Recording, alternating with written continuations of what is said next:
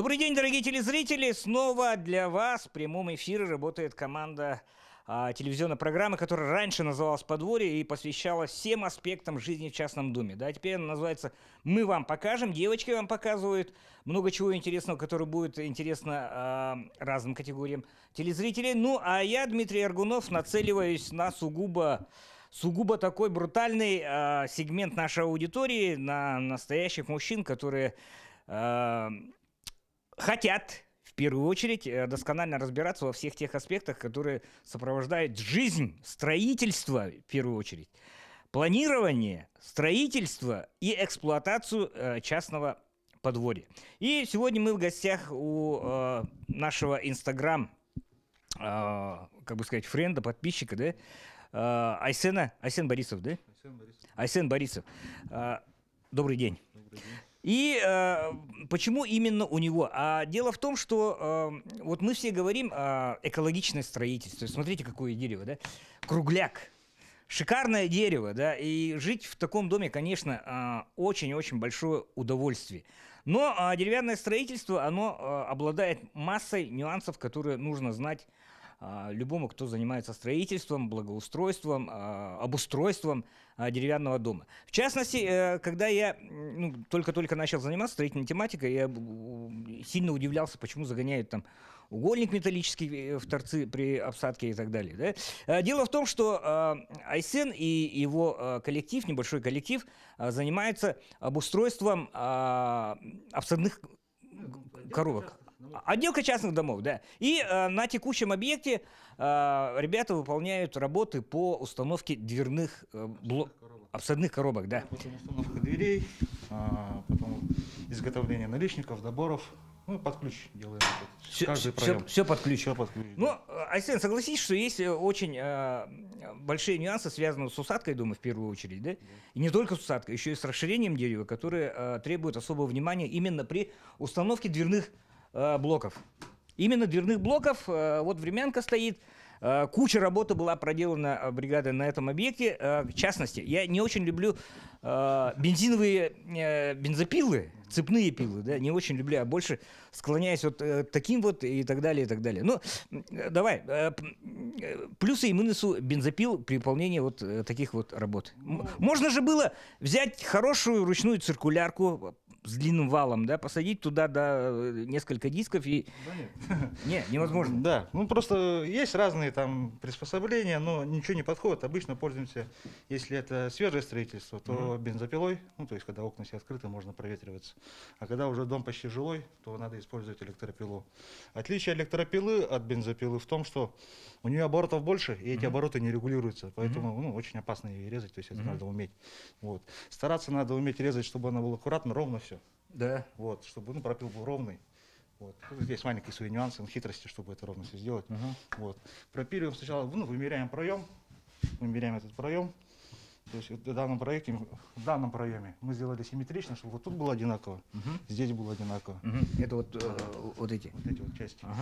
Строители, они пропилили проем неправильно. То есть именно под 120-е двери они пропилили и все. А здесь планируется какие двери ставить? Здесь 120-е двери будут, но здесь вот такой вот нюанс. Когда ставится обсадная коробка, вот смотрите, она здесь вот прибавляется 5 сантиметров. Ну, 4, 5, 3 сантиметра может быть.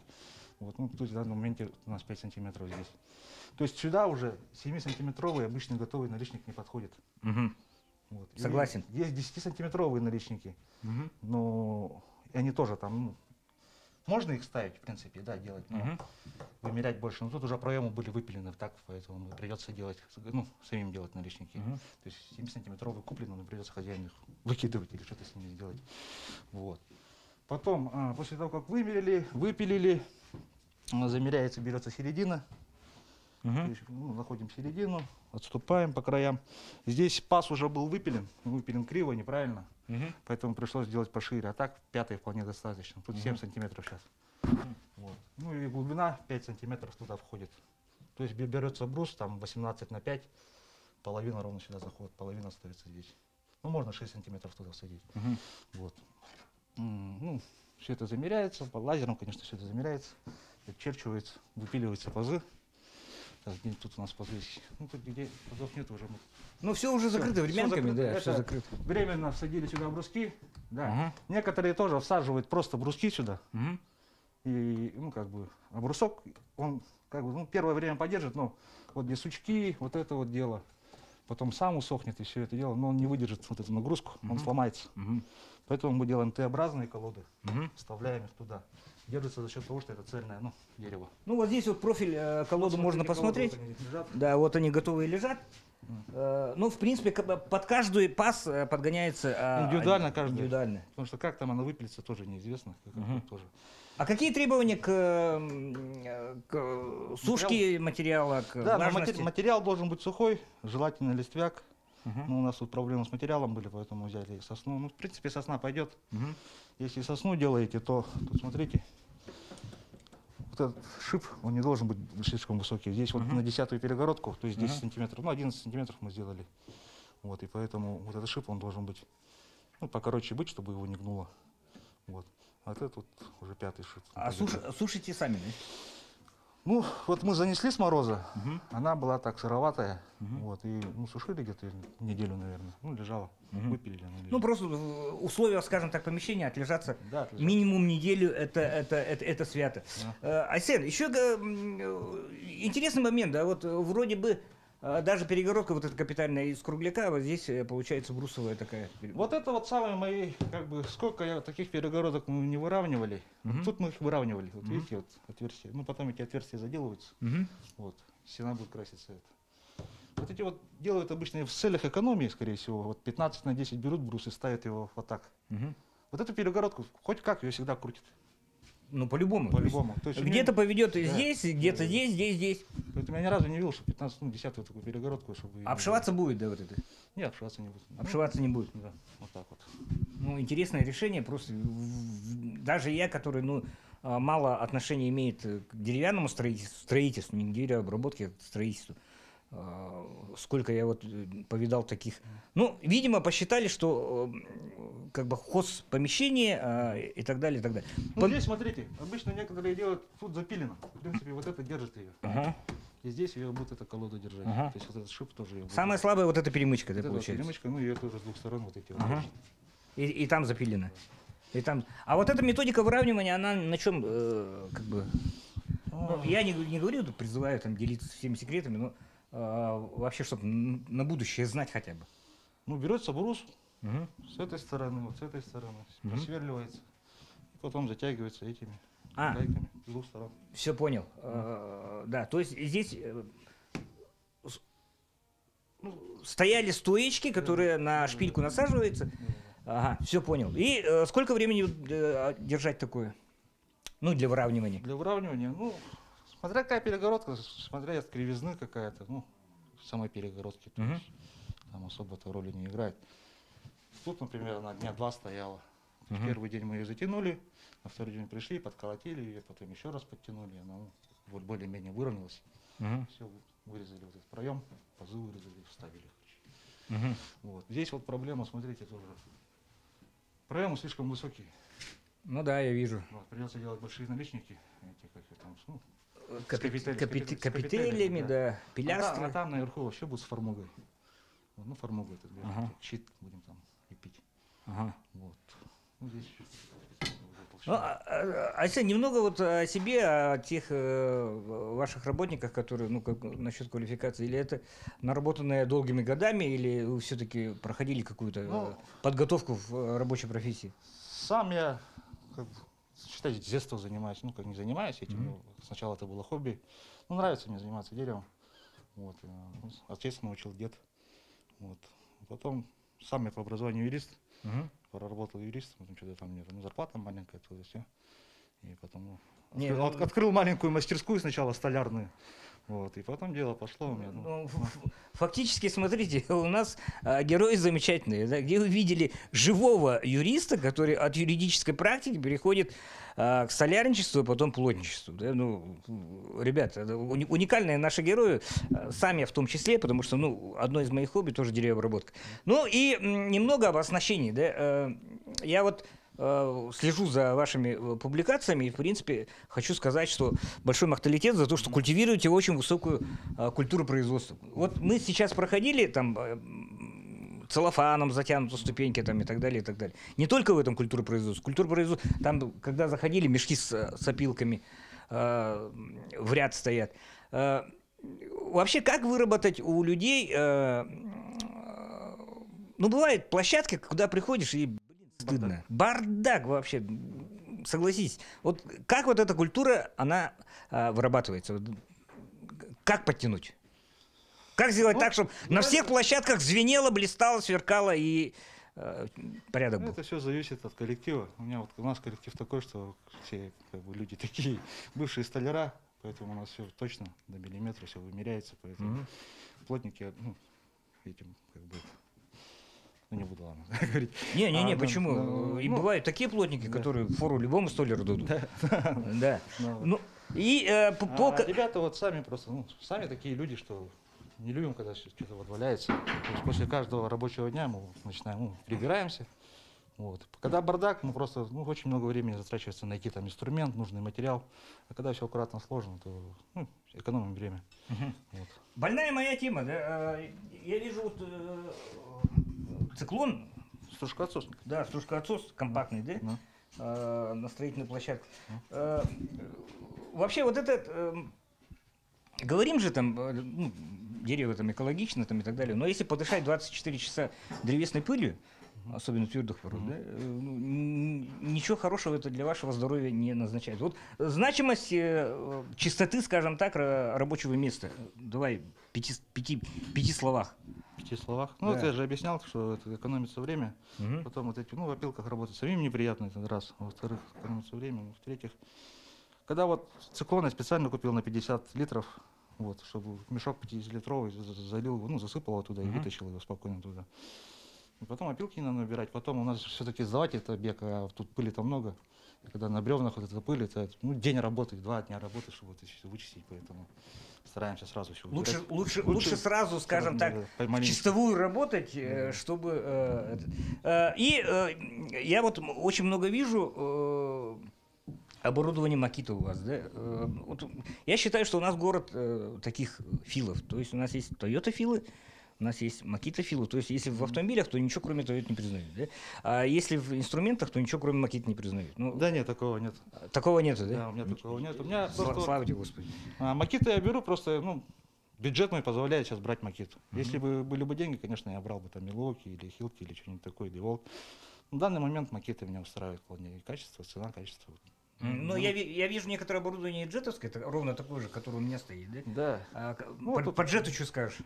По джету? Ну, джет это бытовой инструмент. Ага. Но, в принципе, он вывозит нормально. В принципе, вывозит. Да. Ну, я тоже согласен, что вот такие заготовки он вывезет. Но большие вот эти большие брусья да, гонять. мы прогоняем на нем, спокойно он гоняет его. Ну, это не хеликал, это обычный же, да? Ножевой. Ножевой обычный, ага. Ножевой обычный. GVP 12. Ага.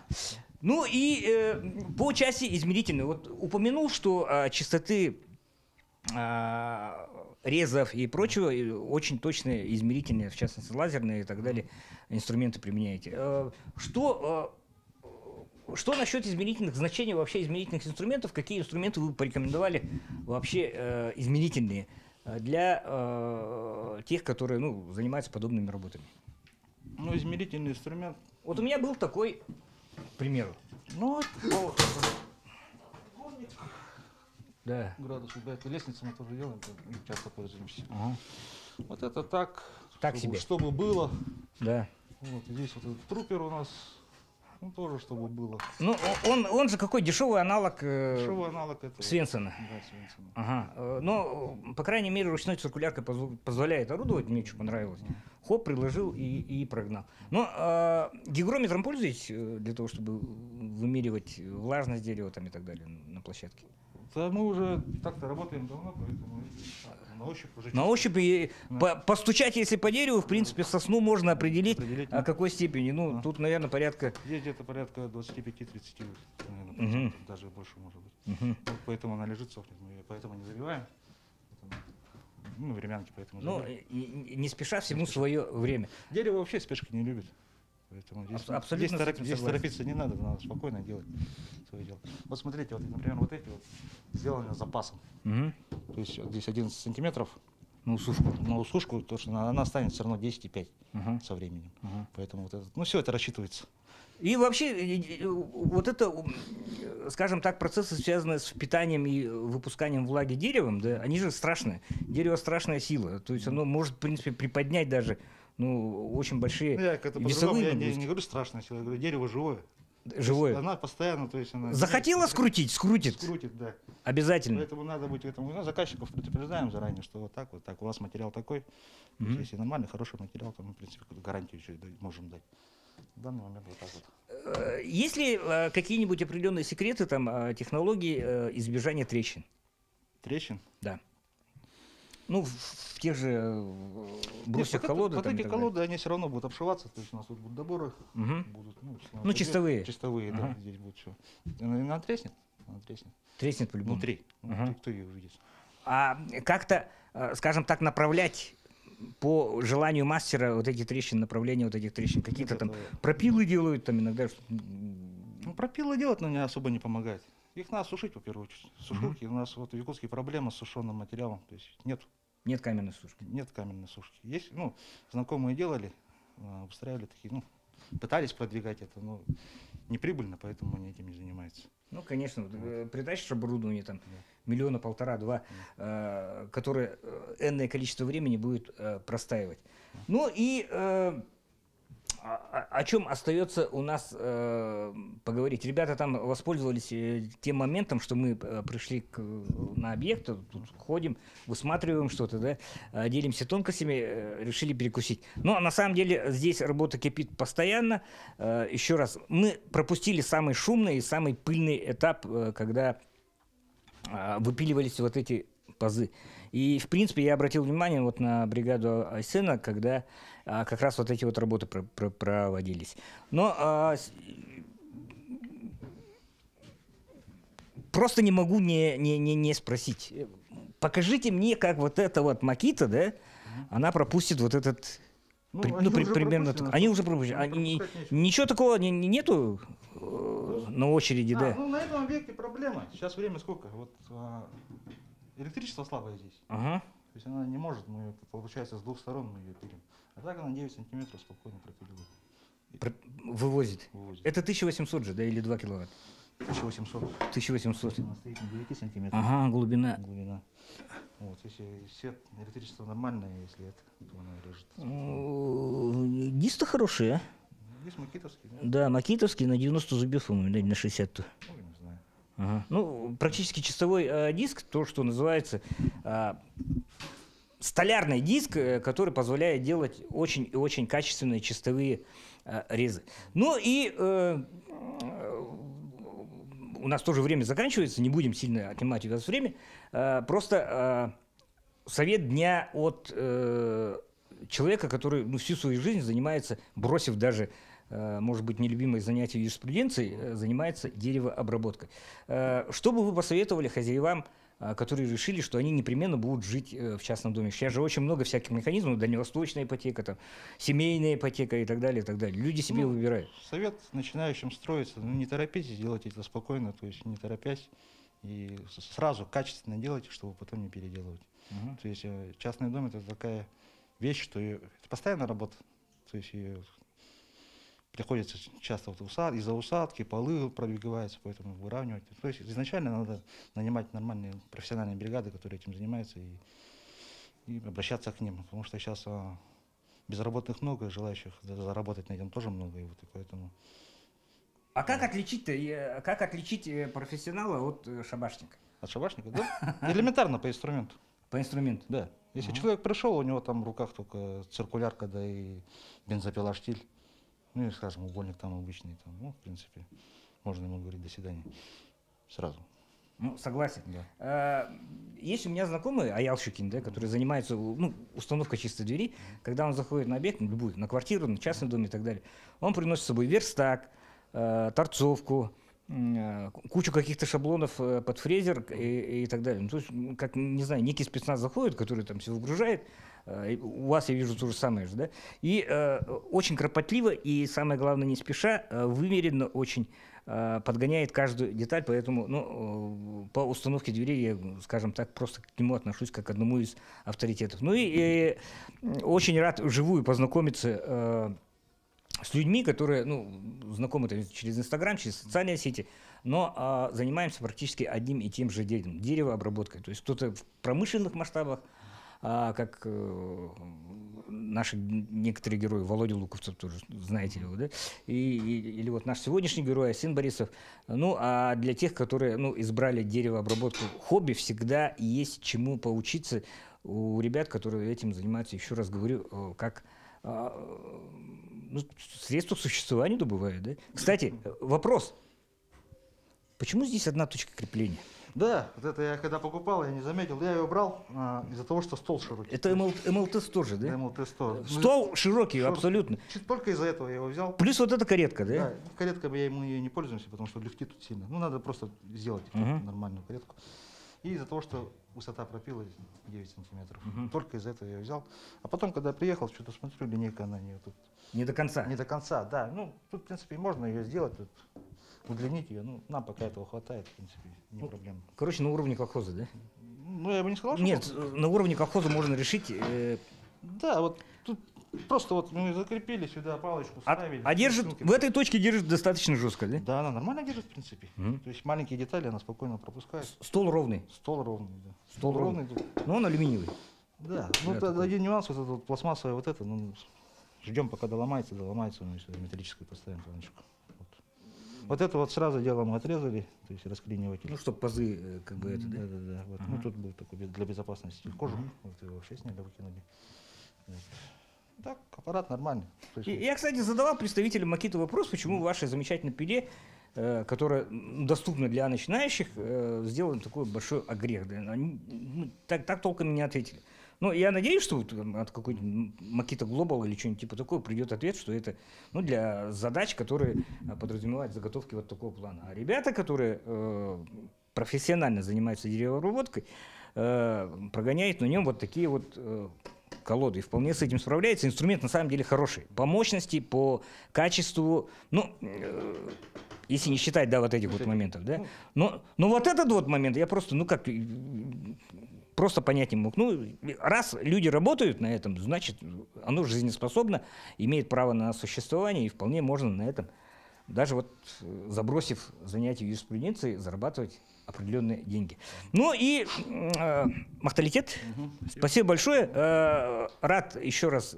Я буду очень многим там говорить. Можно я к тебе приду на объект, гости, будь то там плиточники, будь то там сантехники. Вот Толю Кириллину мы подпрягли, да, 2 выпуска уже отсняли по поводу водоснабжения, по поводу защиты котлов. Ну и мастера в любом начинании, там укладка паркета, плитка, там очень много тонкостей. Есть свои, скажем так, герои, профессионалы, есть свои, ну, ремесленники, скажем. Не буду градировать. Все, на самом деле, те, которые занимаются ручным трудом, они достойны того, чтобы жить немного лучше. А мы продолжим освещать вот такие вот рабочие профессии, поскольку ну, сами причастны, и вообще труд это сделал из обезьяны человека. Я уже человек. Спасибо всем. Спасибо.